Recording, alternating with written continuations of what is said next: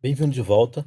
Na última aula, nós vimos que call data é o local onde ficam armazenadas as informações que são passadas para a função para ela ser executada. Uma das características do call data é que ele é um local que só pode ser lido, não pode ser escrito. Ao contrário da memória, né? Na memória nós podemos tanto ler da memória quanto escrever na memória. Então vamos ver nessa aula a diferença entre usar call data e memory quando declaramos os parâmetros da função. Então vamos escrever aqui uma nova função function, recebe, por exemplo, abre e fecha parênteses, ela vai ser pública, ela vai ser pure, que eu não vou nem ler nem alterar uma variável de estado, e eu vou retornar um int. E esse int ele vai retornar o que recebeu. Então ele vai receber um certo int, valor, por exemplo, e aqui return valor, ponto e vírgula. O que está acontecendo aqui? O int é uma variável do tipo valor, então a gente não precisa colocar memory ou call data. Variável do tipo valor, o valor que é recebido, ele já vai automaticamente para a memória. Então, nesse momento, já é criado uma variável na memória. Agora, se for um tipo do tipo referência, string,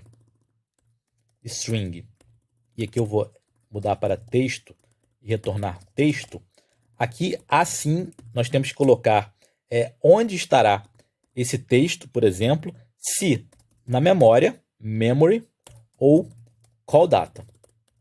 No output também. Mas vamos começar no input. Então, vamos começar botando memory aqui e memory aqui. O que isso aqui acontece? O que isso quer dizer? Quer dizer que será criado uma variável chamada texto na memória. Ou seja, eu posso vir aqui e colocar texto igual,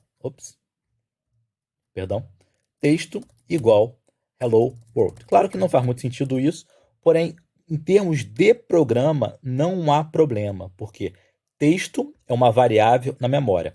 Essa variável criada, ela recebe o valor que veio na função, porém ela pode ser alterada porque podemos alterar a memória. Já se colocarmos aqui call data, não é mais possível alterar. Por quê? Agora nós estamos nos referindo ao valor que está na call data. Isso aqui é um ponteiro que aponta para o valor na call data. E como o valor na call data não pode ser alterado, eu não posso vir aqui e colocar texto igual a hello world.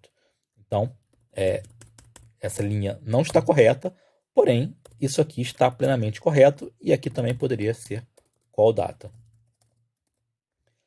O que acontece nessa função? Essa função vai retornar o valor que ela recebeu na call data diretamente, sem colocá-la na memória.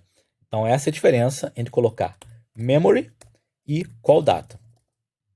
Aqui realmente não tem como misturar, colocar memory e call data aqui, porque você está retornando algo da call data, mas esse valor aqui está na memória, foi criado para a memória, então tem que ser condizente. E se não formos alterar o valor que está sendo recebido, podemos colocar call data. Inclusive, você gasta menos gás. Não falei muito de gás ainda, mas você pode imaginar que é mais simples retornar algo que está no call data, porque não criamos nada na memória. Já quando colocamos memory aqui, estamos criando, colocando na memória, ou seja, estamos dando um passo além do necessário.